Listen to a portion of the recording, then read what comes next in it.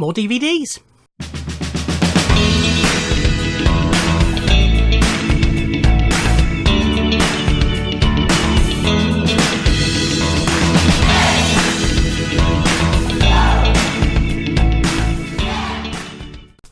Ahoy, hi everybody, and welcome to the next part of my DVD collection viewing. Previous parts available on my playlist. Let's get cracking. Next up we have Jerry Maguire. Brilliant film, really enjoyed it. Again, this is first video on this one, first DVD on this one, but I mentioned it in my last video, which I've just recorded. This is a film that I saw much later than I should have. I picked it up a long time after the film was hugely successful and everybody knew about Show Me the Money and all that sort of stuff, and I still hadn't seen it, but eventually I picked it up and really enjoyed it. Don't care what you say, I'm a big fan of Tom Cruise. He's probably my favourite actor. I've got so many of his films and always enjoy them, and him. This is a brilliant film. This is Peter Jackson's The Frighteners. And the reason my brow was just furrowed is I thought I'd pick this up on Blu-ray now, in which case it shouldn't be here. With DVD, I've got all my DVDs that I've upgraded to Blu-ray, I've taken off of the shelves and put in bags. I'll have to investigate that. But yeah, this is just an amazing film. Brilliant performance by Michael J. Fox, and particularly Jake Busey and Dee Wallace Stone and Jeffrey Combs. It's just brilliant film. Highly recommend it. This is The Cool Surface. This is Region 1. Yeah, this is a Region 1 release. It's a little sexy thriller. Notorious because Terry Hatcher made it shortly before she did Lois and Clark, and she gets her boobs out in it. This is Birth. Another brilliant Nicole Kidman film. Again, Nicole. I've got loads of her stuff. Met her briefly-ish, sort of. Can you sign this, please? That's about it, as far as it went. I'm trying to think if I've ever seen her do a bad performance, or if she's ever made a bad film. Don't think so. But this is about a widow. She plays a widow who's obviously grieving, and a young boy appears and claims to be reincarnation of her dead husband. But yeah, really good film. Fascinating. This is Region 1. No, this is Region 2. I lied. So why is it all in French?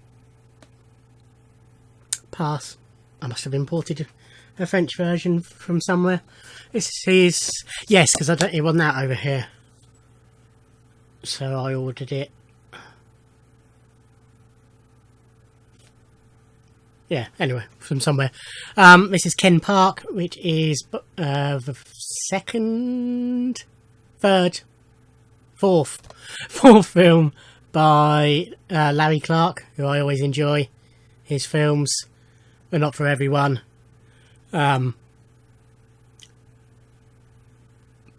Kids, Another Day in Paradise and Bully were the precursors to this. They're all about young people, and they're very sexual. This is quite explicit. It's hard to explain, but they're always really... He shoots them really well. They're fascinating stories. He gets good performances out of the kids. So I just really enjoy his films. That's Ken Park. This is a horror called Darkness Falls. I got this because Emma Caulfield, who plays Anya in Buffy, is the lead in this. Yeah, she's sort of the only Cheney Clay, K-L-E-Y, is the other lead in it. Stan Winston did the effects on it. It's about the Tooth Fairy, who a young boy claims a tooth fairy tried to kill him. Yeah, it was alright. This is the notorious Sex Lives of a Potato Men, which was said it was going to be the greatest British comedy ever, and then it flopped really badly, largely due to the finished film not overly resembling the script from what the people involved say. Johnny Vegas and Mackenzie Crook star. Mark Gatiss is in it. Dominic Coleman, who you'll probably recognise from lots of things, but probably most from Miranda, probably.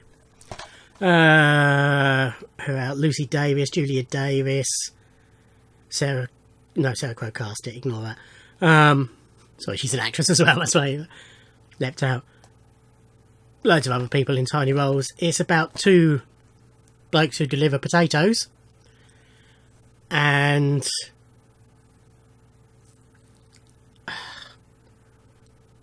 their sole purpose in life is the pursuit of beer and sex. Explores just how stupid blokes are when it comes to relationships and sex. I mean, it's not. It's the sex is talked about rather than explicitly shown. As you can imagine, it's a comedy with that cast. I remember quite enjoying it. I didn't hate it. But yeah, it wasn't what it was built up to be. But with that cast, it can't be terrible. It's White Men Can't Jump. Woody Harrelson and Wesley Snipes, a pair of basketball hustlers. Rosie Perez. It's directed and written by Ron Shelton, who did Bull Durham. Really good film. Volumes 1 and 2 of Tom and Jerry. I grew up loving and watching Tom and Jerry cartoons. See, that's what I miss about TV nowadays. You don't get random cartoons stuck on for 5 minutes to bulk up the schedules. Just not the same. But yeah, you can't beat Tom and Jerry. Tim Burton's A Nightmare Before Christmas. Just wonderful, wonderful, wonderful film. This is Rob Zombie's remake of Halloween, the uncut version. I didn't hate it. I quite enjoyed it for what it is. But then I'm not I enjoyed the original one. I haven't even got it, the original, which I must rectify.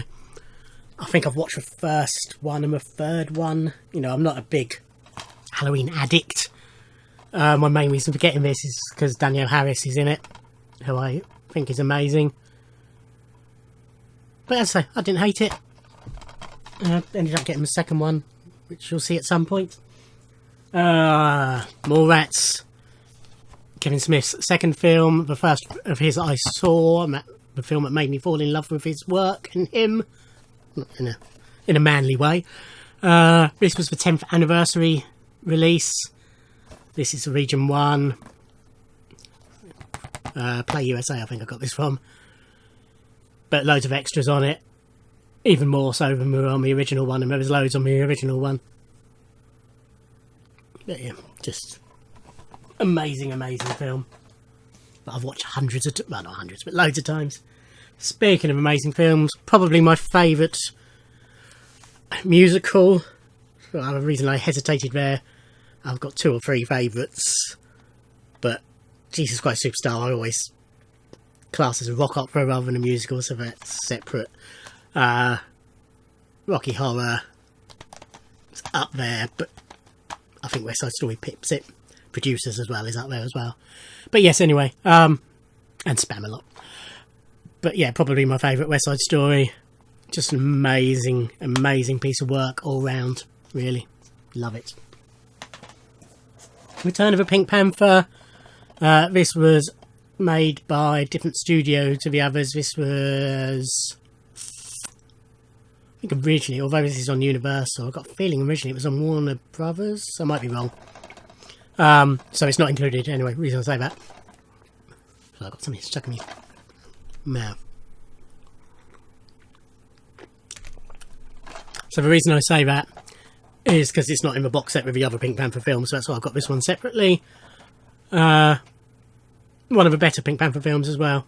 I mean, they're all fun, but diminishing returns and all that. But yeah, it was a good one. This is an amazing film. Secretary, starring Maggie Gyllenhaal and James Spader. James Spader's boss of Maggie Gyllenhaal's secretary, and he punishes her when she does typos and things like that, and spanks her, and it's very sadomasochistic, and they end up as a couple. Spoilers.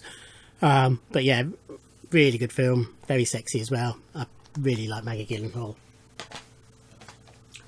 This is a complete collection of the Prom Night horror films. Basically, I got it for the first one. It's got Jamie Lee Curtis in it, but it was just as cheap to buy all 4 together as it was just to buy one. They're all okay. You know, they're typical slasher horror films, but they're perfectly enjoyable.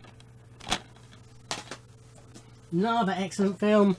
Can't say too much about this without spoiling it. No Way Out, starring Kevin Costner and Gene Hackman and Sean Young. Kevin Costner is a naval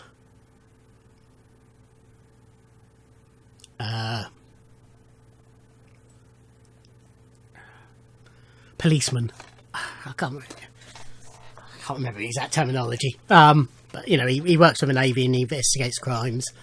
And the Gene Hackman's Secretary of Defence murders his wife, girlfriend, mistress.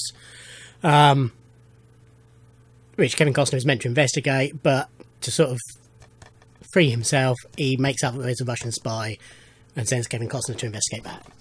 And that is all I shall say. But yeah, good film. Okay. Oh, I'm going to sneeze now. Where am I? Oh, excuse me. This is the official compilation DVD for Big Brother 4? Yes, 4. This is the last one they released on DVD. I enjoyed, showed in my box sets, so I had a double box set of 1 and 2. I enjoyed the first 5 or 6 series, and then I just gave up completely. I think after 5, where they had the big bust-ups and fights and everything, people realised who were going in that they'd be more notorious if they caused trouble rather than just being themselves, and so they started becoming, you know, showing off and not being, as I say, not being themselves and being in to get famous and that sort of stuff. Yes, this was an interesting series. This was the series that Cameron, the born-again Christian, I'm not sure he was born again, but the Christian guy, won. It had John Tickle, who got voted out early and then proved to be so popular that they put him back in. Anushka, who was evicted on the first night, which was a huge mistake because she was lovely. Nush, Tanya, Lisa, Goss, Federico, don't remember Gaetano at all, Sissy, Scott, Ray. Yeah, but as I say, they stopped making it after the DVDs after this one, but they were good little summaries of the series. This is Van Helsing. Film I must rewatch, actually. It didn't suck. It was alright. Hugh Jackman's always good. Kate Beckinsale's always good. Sorry, emails just come through. Kate Beckinsale's always good. And then I think Elena Inaya's in it, and various other people. Richard Roxburgh, David Wenham. Yeah, it wasn't terrible. It was a fun little schlocky film. Okay, that's it for this part. As I said, previous parts available on the playlist, as will future parts be. Thank you for watching. Like, subscribe, comment, and I'll see you in another video. Bye.